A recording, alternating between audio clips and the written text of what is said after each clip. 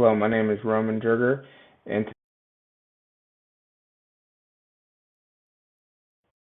diffusive fluxes of a mixture of gases. Let's consider the example. A capillary is closed on both ends and is filled initially with equal volumes of pure ideal gas A and B, both the left and right side, which is separated by a divider. The divider is then lifted and the gases are mixed and will reach equilibrium. The pressure and the temperature are uniform and constant in the capillary.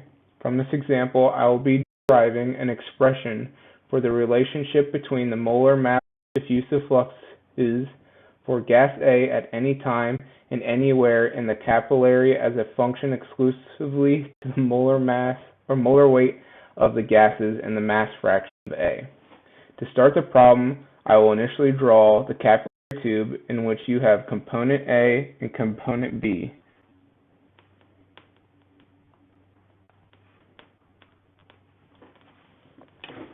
And some pressure and constant temperature. And this is the molar weight of A, and this is the molar weight of B. Both gases, A and B, are both ideal gases. Once the divider has been lifted, and time progresses, the mixture will become uniform. The composition of A and B become totally uniform, and the total pressure will be the same, even after the mixture. So in the system, the temperature and pressure is all homogeneous and constant after an extended period of time, so that we can relate the molar diffusive flux to the mass diffusive flux of JA.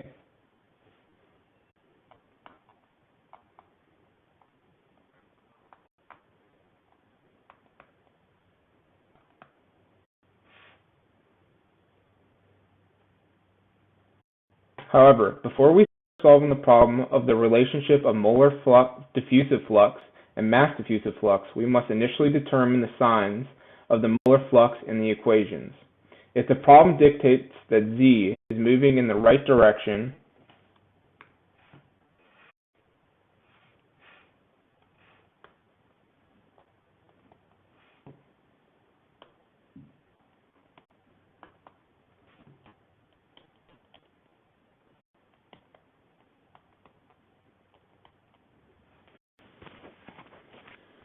before the mixture occurs, the molar flux is positive. However, once the divider is lifted and the mixture is complete, the molar flux at position S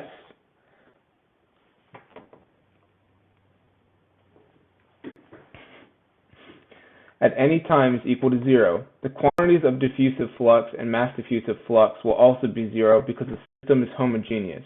There are no gradients once the mixture has reached completion.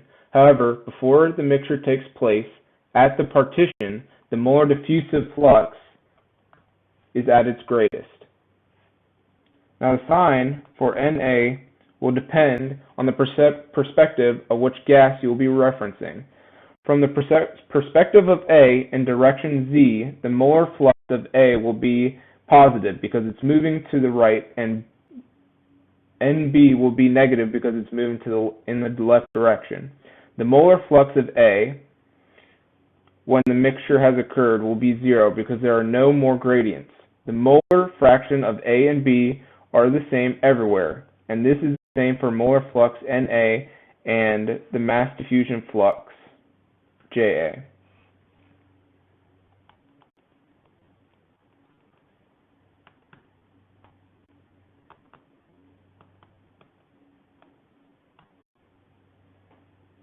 So N, the molar flux, which is the sum of Na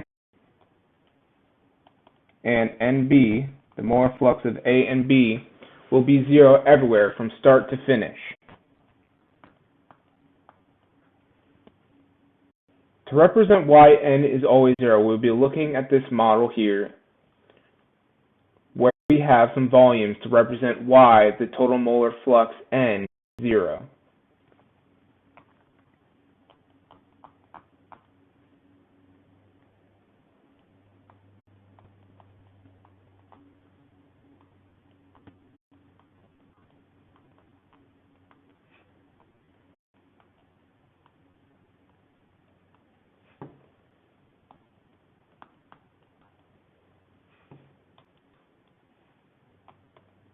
So here you have some molar flux, which is going in, and here you have some molar flux, which is going out. This is the molar flux at NZ, and this is the molar flux at the end.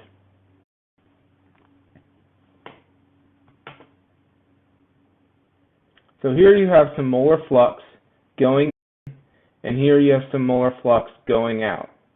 The area in between is delta Z, and the molar flux leaving is delta Z plus Z. The temperature and pressure are constant, and knowing the problem N over V equals P over RT, dictating that the pressure and the temperature are constant, this determines that the number of moles for this volume here, for a fixed volume, is always constant. Therefore, the total number of moles A and B in this volume, delta Z, is always the same. So this is the rate at which material is going through position Z and is leaving the other side, which must mean that the same total molar flux is the same value and is constant through delta Z. Now, this position in the closed tube and the molar flux is 0. If the flux is constant throughout the tube, that must mean that the molar flux is 0 everywhere and always.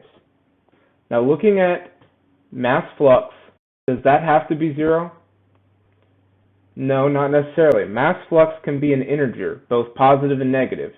For the mass flux to be negative, B's molecular weight has to be heavier than that of A. In the position in this diagram,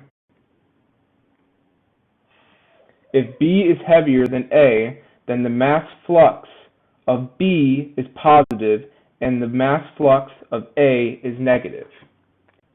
So we start at somewhere we know. The mass flux is equal to the molecular weight of A multiplied by the molar flux of A.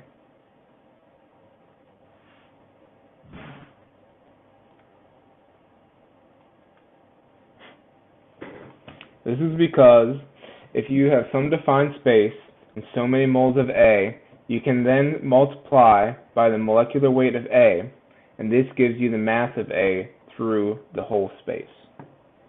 So here we are trying to relate the molar mass, the molar diffusive flux of A to the mass diffusive flux of A. You'll have to go back to the function where the molar diffusive flux is equal to the concentration of Ca multiplied by the difference in the velocity of A minus the average velocity.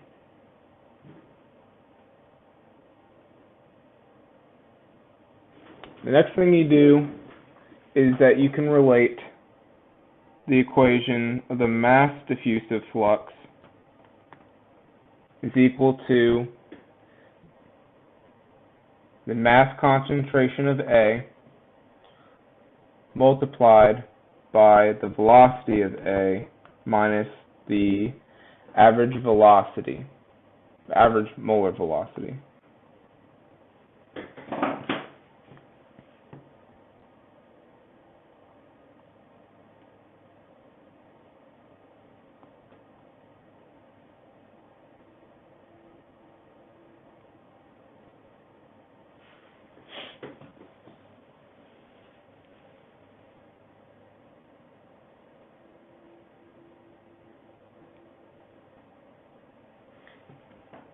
And as we've talked before, the total molar flux is equal to 0 at all times, anywhere, once a mixture has taken place. And that is equal to the concentration times the molar average velocity. Now you can plug this back in to the original equation of the molar diffusive flux is equal to the concentration of A multiplied by the velocity of A minus the molar the average molar velocity, where the average molar velocity is equal to 0.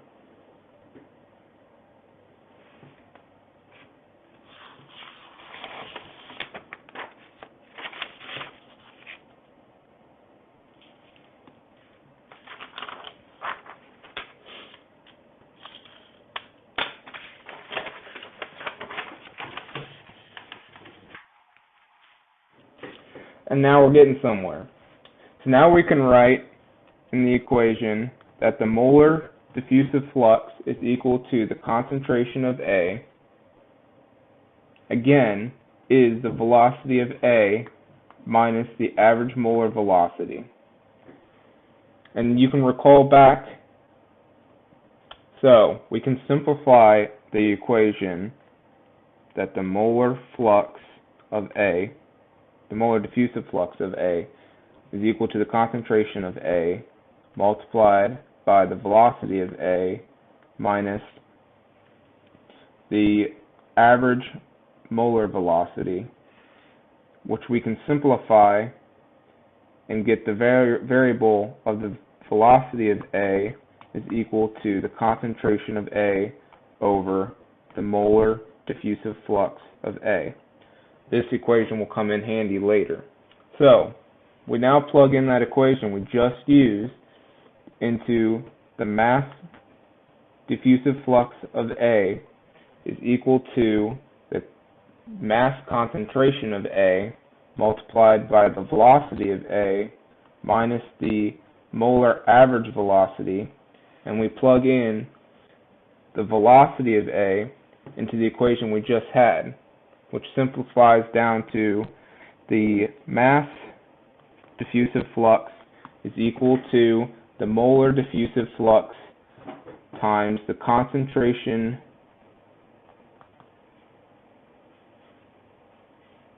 mass concentration of A divided by the concentration of A minus the mass concentration of A multiplied by the velocity.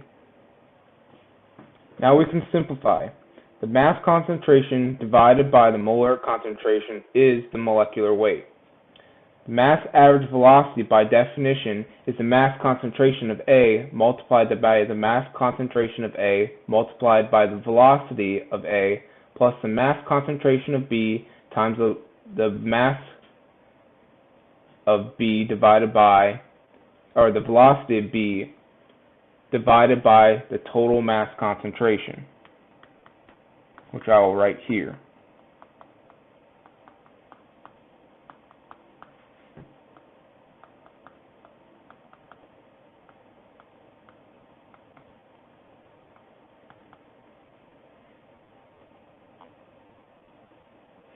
Again, we will simplify. Now the mass diffusive flux of A is the molar diffusive flux of A multiplied by the molecular weight of A minus the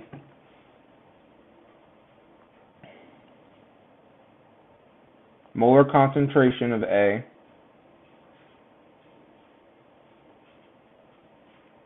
multiplied by the molar concentration of A times the velocity of A plus the mass concentration of A multiplied by the velocity of B divided by the total mass concentration. And as we recall later, due to the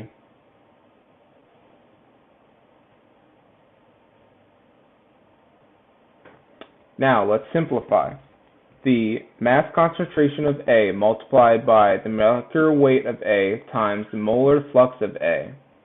We can then repeat this in terms of B. However, the terms of B are the opposite to A due to the direction in which the gas is being moved. The molar diffusive flux of B is equal to the concentration of B multiplied by the velocity of B minus the mass average velocity.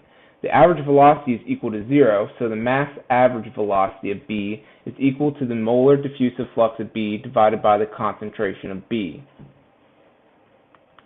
in which I will write now.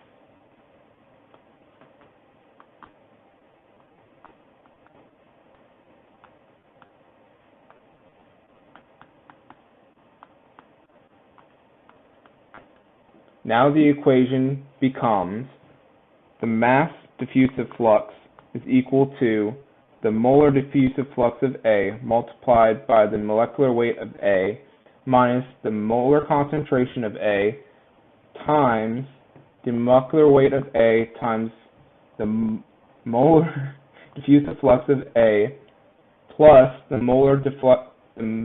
molecular weight of B times the molar diffusive flux of B divided by the total concentration, mass concentration. Now, because the total molar flux is equal to the molar flux of A plus the molar flux of B, the molar diffusive flux of B is equal to the negative value of the molar diffusive flux of A, which now gets plugged back into the equation of the mass diffusive flux of A is equal to the molar diffusive flux of A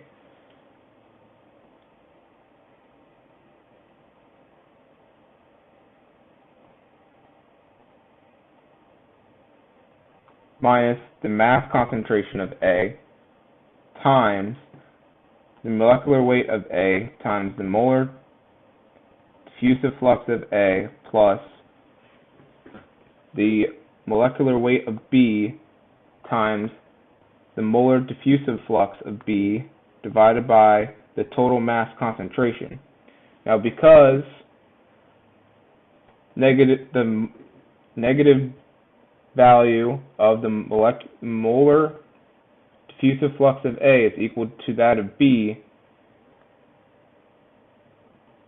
the molecular diffusive flux of B is now equal to 0.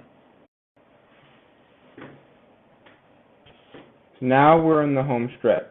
The mass diffusive flux of A is equal to the molar diffusive flux of A multiplied by the mass molecular weight of A times the molar concentration of A times the molecular weight of A minus the molecular weight of B, all divided by the total mass concentration. So now we can further simplify. The mass diffusive flux of A is equal to the molar diffusive flux of A multiplied by the molecular weight of A minus the mass fraction of A multiplied by the molecular weight of A minus the molecular weight of B. This equation now relates the mass diffusive flux of A to the molar diffusive flux of A. I'd like to thank you for your time.